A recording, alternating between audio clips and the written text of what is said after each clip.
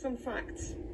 And these facts have been taken from the World Health Organization website, just scientific resources. So it's facts, okay? It's not from a tabloid. Be careful where you read. Lots of those newspapers, they are writing things to scare you, because when people get scared, they click, they want to read about it. They actually have no base on truth at all. This fact that I'm giving you is from the World Health Organization website, and you can verify yourself if you go to the website, okay? And the date is the 9th of March, 2020. There you go. 80.9% of people that have suffered from corona had mild symptoms. 80.9, and it's nothing more than a flu, than a cold, okay? 13.8% of those people needed hospital treatment.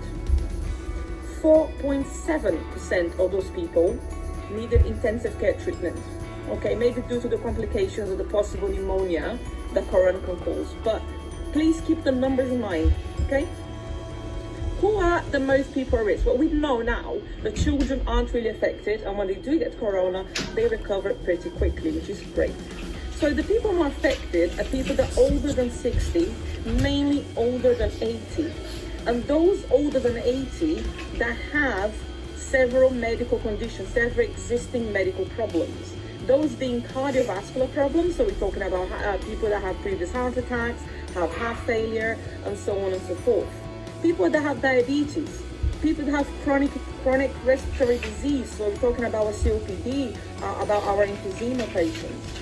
People that have uncontrolled blood pressure, very, very high blood pressure, and a very, very small amount of people that have cancer, okay?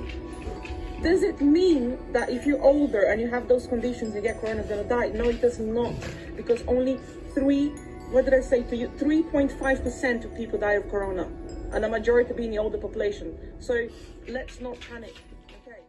So from the people that I told...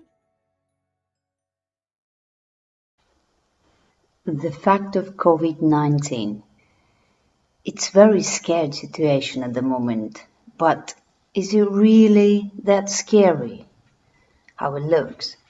What really worries me, that people create more panic, and that's more scary than actual coronavirus itself.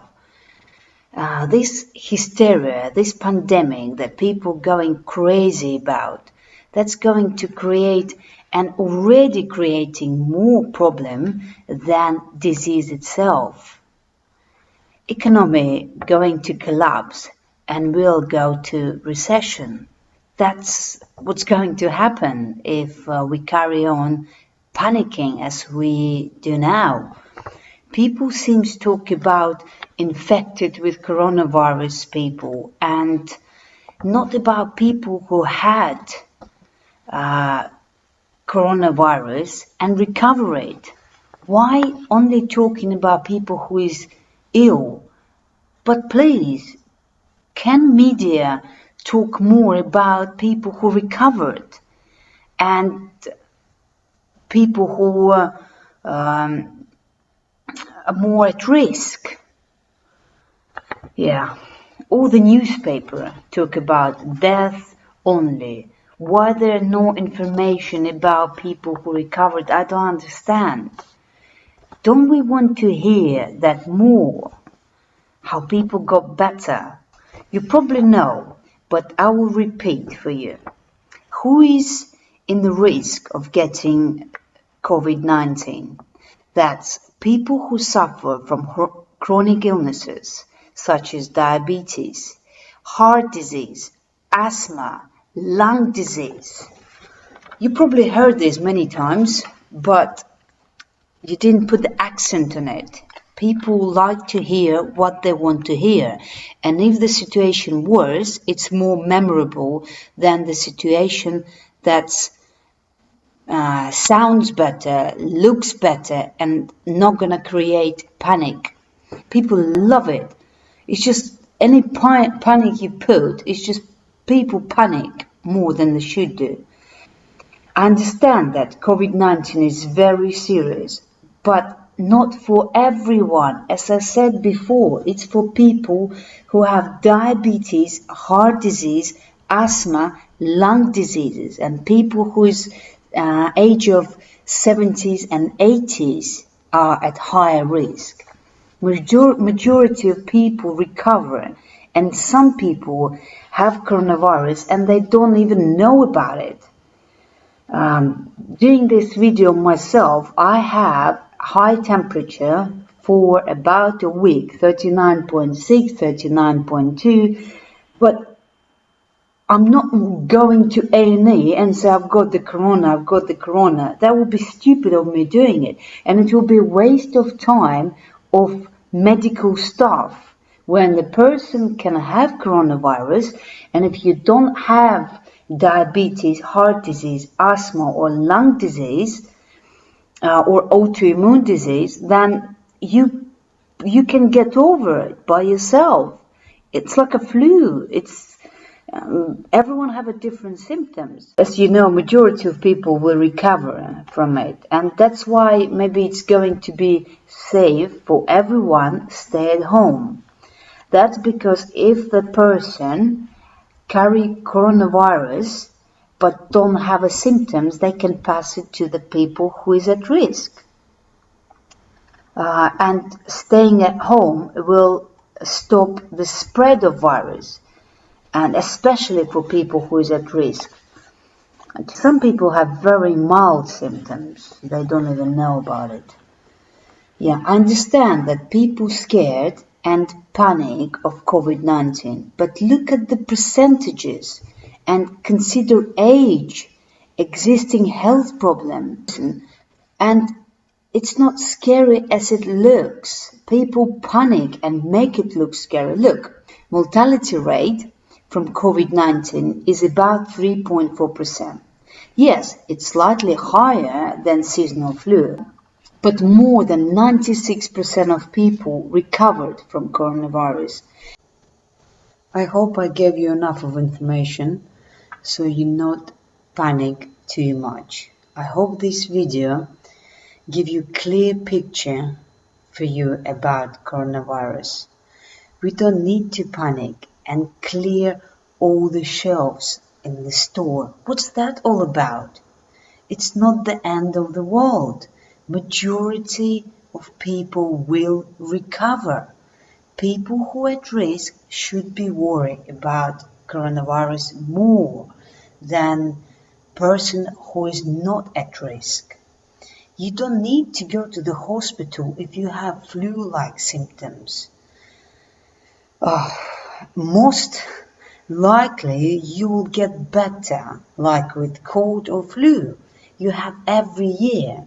So some people have mild, some people can experience like terrible flu, but it's a flu. It's just a different kind of virus. Currently, as I already told you, I have a temperature. At the moment I just measured, it was 38.6. That was about for a week. It goes up and down. But in general, I feel fine, except I feel very hot. I take paracetamol only when my temperature will rise above 39.5. I don't panic and I don't go to hospital like most people do at the moment. Although I did panic a little bit at one point and I called 111. After speaking to them, I realized that I don't want to be one of the people who run to the hospital and waste time of medical staff. And actually, when people need the help in the hospital, patients who really need to see the doctor, they cannot be seen because of stupidity, and narrow-minded people just run to the hospital, reason or no reason. Imagine how many people in a hospital now, just because people feel sort of mild temperature, cough, a little bit of flu symptoms, and they run to the hospital. And I bet all of them have a mild cough, flu-like symptoms. and they're overreacting, they're panicking too much. And the people who really need help cannot be seen. Yeah, because of, as I said, because of stupidity and over panicking, people go crazy. I feel sorry for elderly and people who cannot buy food in bulk, and they have to wait till they get paid. And people who stock up like it's a world war going to happen. I don't understand. They don't think about people who financially and physically cannot buy in bulk and physically cannot carry that amount of food with them. I went to pharmacy the other day to get Calpol for kids and paracetamol for myself. I tried 9 stores, including pharmacies, and I couldn't find any. I couldn't. There was a young mum was looking for Calpol too for her newborn, and she couldn't find any. That's very sad. It's really sad that she was standing there with a newborn asking for a paracetamol and she couldn't get it because pharmacist said she haven't got any. That's very sad and very selfish of people who buy in bulk. I thought you can buy only 1 or 2 paracetamol. I don't know how people can buy so much. Food and medicine is there and it's not going to suddenly disappear. I mean, it's going to disappear if people start buying in bulk just because they over panic. I don't have anything in bulk. I buy food and things as a normal, and I'm asking you to calm down a bit. Not everybody can buy in bulk. Think of poor people and people who cannot physically buy in bulk. That's elderly, disabled people who are at the most risk of coronavirus. The last stat I want to show you that you stop thinking of coronavirus as its end of the world. Here's from January to the March. Okay, where do I start? Okay, let's start from here. 80,000 people died from normal flu. From just normal flu, 80,000. 51,000 women all over the world died when giving birth. 140,000 got poisoned by water. 163,000 people died from malaria. 178,000 people committed suicide. 224,000 people die in car accident. 279,000 people died from AIDS. 416,000 people died from alcohol. 832,000 died of smoking. 1,265,000 kids die under the age of 5. 1,365,000 people die of cancer. 2,161,000 people die from infection.